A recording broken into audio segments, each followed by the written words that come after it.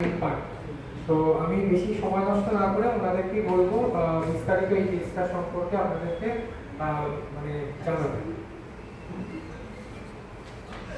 Narayana hospital. তো আমরা যেটা কথা বলবো আজকে সেটা হলো একটা বেবি নিয়ে, তার পুরো জার্নিটা নিয়ে। একটা এক্সট্রিমলি প্রিটার্ম বেবি, যে 28 উইকস জাস্ট মানে টাচ করেছে আর কি।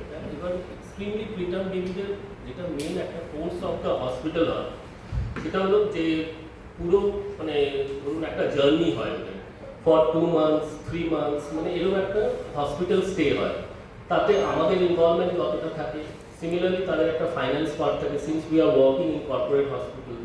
তো সেকেন্ড এটা, থার্ড হয় প্যারেন্টাল ইনভলভমেন্ট, কেন পেরেন্টসদের ইনভলভমেন্টটা ওখানে প্রচুর রকম mentally, physically and monetary wise. তো all this things are important and we have to tackle everything at every moment every day. So that's the whole journey of a preterm baby.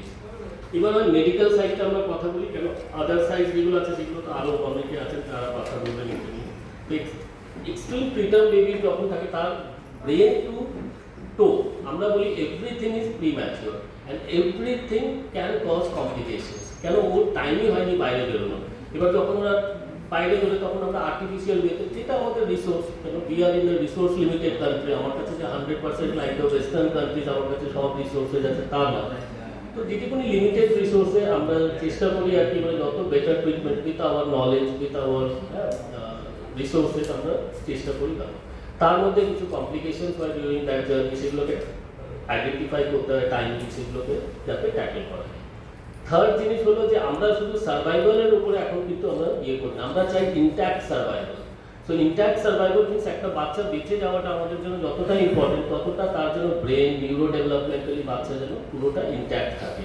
তো সেই intact সার্ভাইভালটাকে আমরা যাতে optimise করতে পারি, সেটাও আমাদের পুরো থ্রু আউট দ্য জার্নি একটা কোর্স থাকে।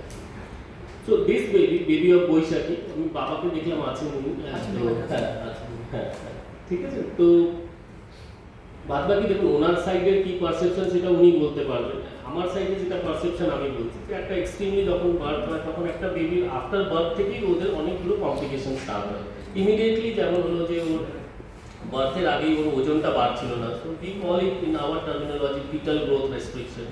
তো এই ফিটাল গ্রোথ রেস্ট্রিকশনদের যেমন ছোট মানে যতটা টাইম গেছে ততটা ওর পেটে কিন্তু গ্রোথ হচ্ছিল না, তার জন্য বেবির বার্থটা আনটাইমলি অ্যান্ড প্রিম্যাচিওরলি হয়। তারপর বেবি যেমন হয় যে আদার থিংসগুলো immediately after birth respiratory problems হয় ওদের, তারপর ভেন্টিলেটেড হয়, ডিফারেন্ট কেমিক্যালস দেওয়া সারফেক্টেন্ট এগুলো বেবিদের হয়। তো respiratory support and ventilation continues for few days. During that time jaundice, আর আমরা ফিডিংটাকে মনিটর করি প্লাস ফিডিংটা স্টার্ট করি।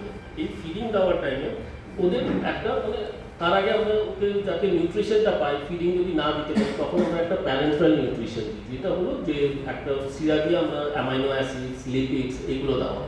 তো এই টাইমে একটা ভয় থাকে যে ইনফেকশন হওয়ার, কেন ওদের এমনি আমরা জানি যে নিউবর্নদের ইনফেকশন হওয়ার চান্সটা বেশি থাকে because of the poor immunity. তো এই জায়গাতে এক্সট্রিমলি প্রিটার্মদের আরও বেশি চান্স থাকে ইনফেকশন হওয়ার। So baby have gone through multiple episodes of sepsis.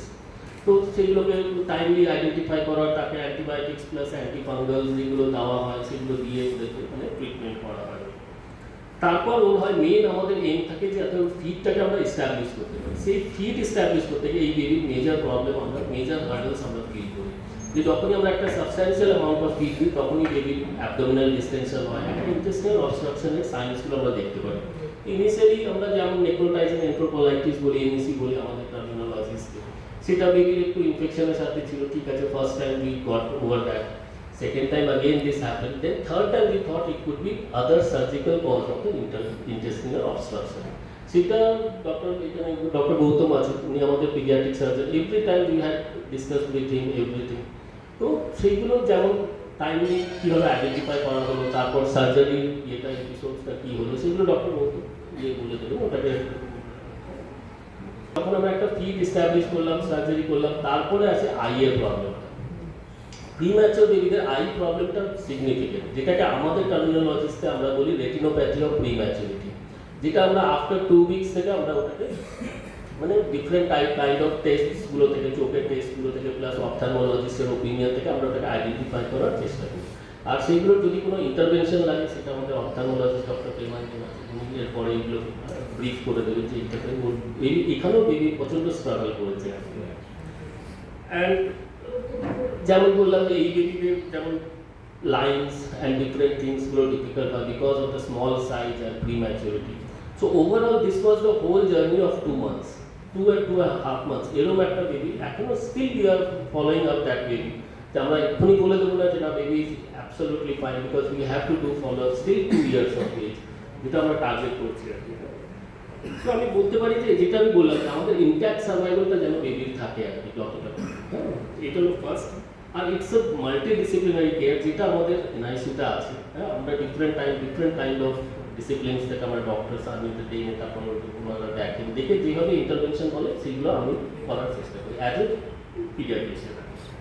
And strong parental involvement, যেটা হলো যে আমাদের পেরেন্টসদের ইনভলভমেন্টটা এভরিডে আমি কথা বলি যাতে মানে ওনাদেরকে আপডেট করা হয় যে ওনার বেবির সাথে কী হচ্ছে, প্লাস এক্স্যাক্টলি কী নেক্সট আমার প্ল্যান আর কি ওনাদের কী প্রবলেমস হচ্ছে, ঠিক আছে। So it's a mutual transfer of knowledge বলুন বা ওদের কী প্রবলেম আমাদের কী প্রবলেম আমরা ফেস করছি বেবি নিয়ে, এটা আমরা ট্রান্সফার।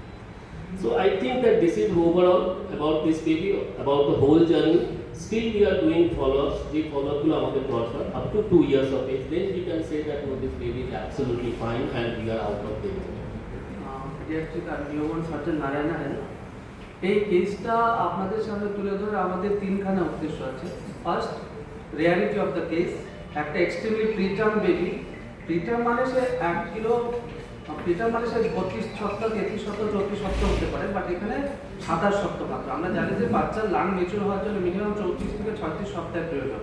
তো যে কোনো বাচ্চা যে এর আগে জন্মেছে মানে 34 থেকে শুরু করে 27 মানে সেখানে প্রায় 7 সপ্তাহের ডিফারেন্স যে বাচ্চাটা জন্মেছিল জন্মে। তো সেই বাচ্চাদের ফুসফুসের ম্যাচুরিটি ডেফিনেটলি থাকে না এবং খুব স্বাভাবিকভাবে বাচ্চার একটা শ্বাসকষ্ট ছিল, রেসপিরেটরি ডিস্ট্রেস ছিল, যার জন্য ওকে দীর্ঘদিন মেকানিক্যাল ভেন্টিলেশনে রাখতে হয়েছে আমাদের।